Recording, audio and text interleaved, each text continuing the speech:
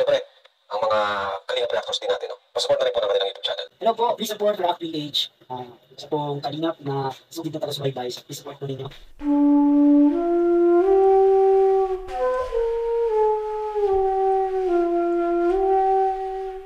Carla, o sa kilala natin sa tawag na artistahing puto vendor, may binitawang salita nga na kinagugulat ng lahat.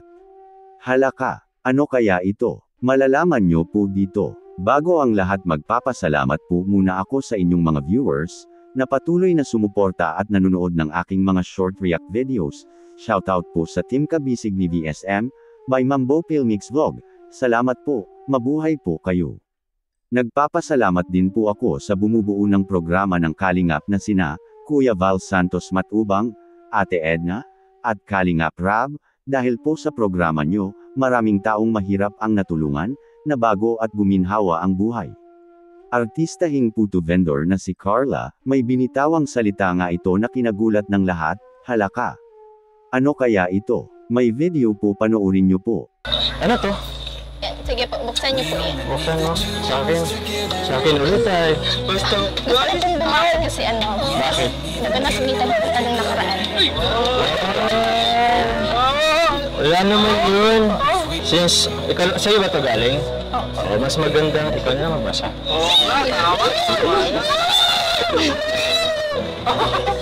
Congratulations for your 60K subscriber. You have influenced my life in ways I can't even begin to express. Meeting you was a dream come true, and your kindness and down-to-earth personality only made me admire you. Thank you for always there for me. As you said, you don't want me to call you Kuya or Tito Jomar. And now, I made up myself, I can call you best. Because you are the best thing that happened into my life.